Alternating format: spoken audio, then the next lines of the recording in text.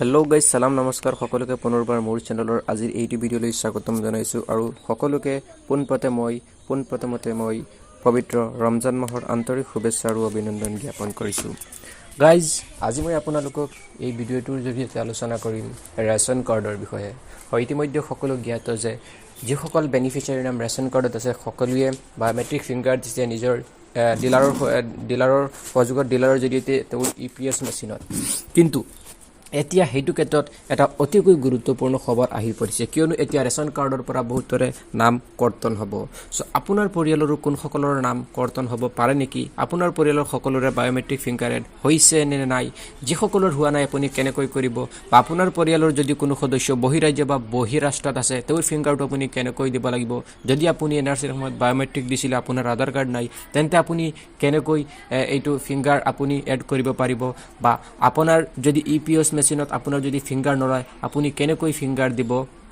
এই সকলোবোৰ আজি মই এইটো ভিডিঅ'ৰ জৰিয়তে আলোচনা কৰিম। চ' ভিডিঅ'টো স্কিপ নকৰি শেষলৈকে চাই থাকিব আৰু নিতৌ এনেধৰণৰ খবৰ আদি পাই থাকিবৰ কাৰণে চেনেলটো ছাবস্ক্ৰাইব কৰি অল নটিফিকেশ্যন কৰি দিব। চ' বলক আৰু দেৰি নকৰাকৈ আজিৰ এই ভিডিঅ'টো আমি আৰম্ভ কৰোঁ। সকলোৱে জানে যে আধাৰ কাৰ্ডৰ লিংকিঙৰ লাষ্ট টাইম আছিল 31 মাৰ্চ, কিন্তু যিহেতু বহুতো ৰাজ্যত এতিয়ালৈকে এই কামটো পিছ পৰি আছে, গতিকে আধাৰ চিডিঙৰ লাষ্ট সময়সীমা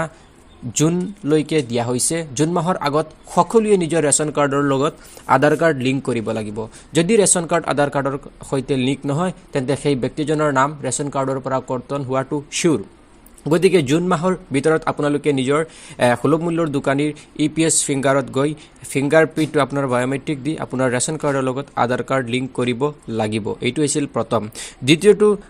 জাননী আহি পৰিছে, দ্বিতীয়টো খবৰ হৈছে যিসকল হিতাধিকাৰীৰ নাম আধাৰ নম্বৰৰ লগত বৃহৎ তাৰতম্য আছে সেইসকলৰ আধাৰসমূহ প্ৰতিজন এজেণ্টে নিজৰ যোগান বিভাগৰ কাৰ্যালয়ত জমা দিব লাগিব। অৰ্থাৎ যিসকল হিতাধিকাৰীৰ নাম আৰু আধাৰ নম্বৰৰ লগত মিল নাই সেইসকল হিতাধিকাৰীৰ বা সেইসকল বেনিফিচিয়াৰীৰ যিখন আধাৰ কাৰ্ড আছে সেইখন প্ৰত্যেকজন সুলভ মূল্যৰ দোকানীৰ ওচৰত আপোনালোকে দিব লাগিব আৰু আপোনাৰ ডিলাৰজনে নি তেওঁৰ যোগান বিভাগৰ কাৰ্যালয়ত জমা দিব। আৰু ইয়াৰ পিছত যিটো খবৰ আহি পৰিছে সেইটো হৈছে যিসকল হিতাধিকাৰীৰ বৰ্তমান বহিৰাজ্যত বা বহিৰাষ্ট্ৰত আছে, আপোনাৰ পৰিয়ালৰ যদি কোনোবা সদস্য বহিৰাজ্য বা বহিৰাষ্ট্ৰত আছে তেন্তে তেওঁৰ ক্ষেত্ৰত আপুনি কি কৰিব লাগিব? যদি আপোনাৰ পৰিয়ালৰ কোনো হিতাধিকাৰী বাহিৰত আছে তেন্তে আপুনি তেওঁৰ যিখন আধাৰ কাৰ্ড আছে সেই আধাৰ কাৰ্ডখন আপুনি জেৰক্স কৰি নিজৰ ডিলাৰৰ ওচৰত জমা দিব লাগিব আৰু ডিলাৰে সেই আধাৰ কাৰ্ডৰ জেৰক্স কপিখন তেওঁৰ যোগান বিভাগৰ কাৰ্যালয়ত জমা দি সেইখন উপৰোক্ত যিটো 30 জুন আছে জুনৰ আগত তেওঁ অফিচত জমা দি সেইটো লিংক কৰাব লাগিব। আৰু ইয়াৰ পিছত যিটো খবৰ সেইটো হৈছে যিসকল হিতাধিকাৰীৰ আঙুলিৰ ছাপ EPS মেচিনত গ্ৰহণ নকৰে তেওঁলোকৰ আধাৰসমূহ প্ৰতিজন এজেণ্টে নিজৰ যোগান বিভাগৰ কাৰ্যালয়ত জমা দিব লাগিব। অৰ্থাৎ বহুতেৰো সুলভ মূল্যৰ দোকানীৰ অৰ্থাৎ ডিলাৰজনৰ EPS মেচিনত ফিংগাৰটো নলয়, ফিংগাৰ ডিলেট হৈ যায় বা ফিংগাৰটো নলয়, সেইসকলে কি কৰিব লাগিব? সেইসকলে যিসকলৰ ফিংগাৰ নলয় EPS মেচিনত সেইসকলে নিজৰ যিজন মেম্বাৰৰ বা যিজন হিতাধিকাৰীৰ আধাৰ কাৰ্ডৰ ফিংগাৰ নলয়, বায়োমেট্ৰিক নলয়, সেই সদস্যজনৰ আধাৰ কাৰ্ডখন জেৰক্স কৰি নিজৰ ডিলাৰক দিব লাগিব আৰু ডিলাৰে সেই আধাৰ কাৰ্ডখন নিজৰ যোগান বিভাগৰ কাৰ্যালয়ত জমা দিব লাগিব। ইয়াৰ পিছৰ যিটো খবৰ আহিছে সেইটো হৈছে যিসকল হিতাধিকাৰী বা বেনিফিচিয়াৰীয়ে বায়োমেট্ৰিক সমস্যা আছে তেওঁলোকে আধাৰ কেন্দ্ৰসমূহে টিক কৰি দিয়াৰ পাছত কাৰ্যালয়ত জমা দিব লাগিব। অৰ্থাৎ যিসকলে NRCৰ সময়ত বায়োমেট্ৰিক দিছিলে, ফিংগাৰ দিছিলে, সেইসকলৰ যিহেতু ইতিপূৰ্বে তেওঁলোকৰ আধাৰ কাৰ্ড হোৱা নাছিলে, কিন্তু বৰ্তমান সেই যিসকলে বায়োমেট্ৰিক দিছিলে সেইসকলৰো আধাৰ কাৰ্ড হৈ আছে। গতিকে আপোনালোকে নিজৰ আধাৰ চেণ্টাৰত যোগাযোগ কৰিব লাগিব। যোগাযোগ কৰি আপোনালোকে আধাৰ কাৰ্ড বনাই সেই আধাৰ কাৰ্ডখন আপোনালোকে নিজৰ সুলভ মূল্যৰ দোকানীক দিব লাগিব আৰু ডিলাৰজনে আপোনাৰ সেই আধাৰ কাৰ্ডখন নি আপোনাৰ অফিচত জমা দিব। গতিকে বায়োমেট্ৰিক দিয়াসকলেও এইটো কাম কৰিব লাগিব, অন্যথা তেওঁলোকৰ ৰেচন কাৰ্ডৰ পৰা নামটো কৰ্তন হোৱাটো একেবাৰে নিশ্চিত। আৰু ইয়াৰ পিছৰটো খবৰ হৈছে যিসকল হিতাধিকাৰীৰ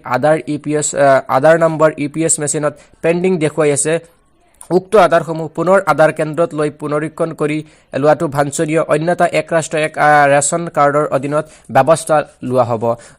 ইতিমধ্যে এই খবৰটো হৈছে যে যিসকল হিতাধিকাৰীৰ নাম এনে বহুতো আছে ফিংগাৰ দিয়াৰ পিছত এইটো পেণ্ডিং দি আছে সো পেণ্ডিং যিকেইটা দেখি আছে পেণ্ডিঙৰ কেইটাত আপোনালোকে কি কৰিব লাগিব আপোনালোকে যিটো আপোনাৰ আধাৰ পুনৰীক্ষণ কেন্দ্ৰ আছে আপোনালোকৰ আধাৰ চেণ্টাৰত গৈ সেই আধাৰ কাৰ্ডখন আপোনালোকে পুনৰীক্ষণ কৰিব লাগিব অন্যথা এক ৰাষ্ট্ৰ এক ৰেচন আঁচনিয়ে বিহিত ব্যৱস্থা ল'ব অৰ্থাৎ আপোনাৰ ৰেচন কাৰ্ডৰ পৰা আপোনাৰ নাম কৰ্তন হ'ব গতিকে যদি আপোনাৰ পেণ্ডিং দেখুৱাই আছে আপুনি সুলভ মূল্যৰ দোকানীত ইপিএছ মেচিনত চাব পাৰে যদি পেণ্ডিং দেখুৱাই আছে আপুনি অনতিপলমে আপোনাৰ আধাৰ চেণ্টাৰত গৈ এইটো পুনৰীক্ষণ কৰিব লাগিব আৰু ইয়াৰ পিছৰ যিটো খবৰ হৈছে সেইটো হৈছে যিসকল হিতাধিকাৰী বা ৰেচন কাৰ্ডৰ সদস্যৰ ইতিমধ্যে মৃত্যু হৈছে তেওঁলোকৰ তালিকাৰ প্ৰতিজন সুলভ মূল্যৰ দোকানীয়ে যোগান বিভাগৰ কাৰ্যালয়ত জমা দিব লাগিব হয়তো সুলভ মূল্যৰ দোকানীৰ কাৰণে আহিছে যে যদি কোনো সদস্যৰ বা কোনো হিতাধিকাৰীৰ নাম হিতাধিকাৰীৰ মৃত্যু হৈছে তেন্তে সেইসকলৰ তালিকা অনতিপলমে তেওঁলোকে জমা দিব লাগিব এইসকলৰ নামো ৰেচন কাৰ্ডৰ পৰা কৰ্তন কৰা হ'ব আৰু ইয়াৰ পিছত হৈছে যিসকল হিতাধিকাৰীৰ নাম দুখন বা তাতোধিক সুলভ মূল্যৰ দোকানত অন্তৰ্ভুক্ত হৈছে তেওঁলোকৰ তালিকাখনো যোগান বিভাগত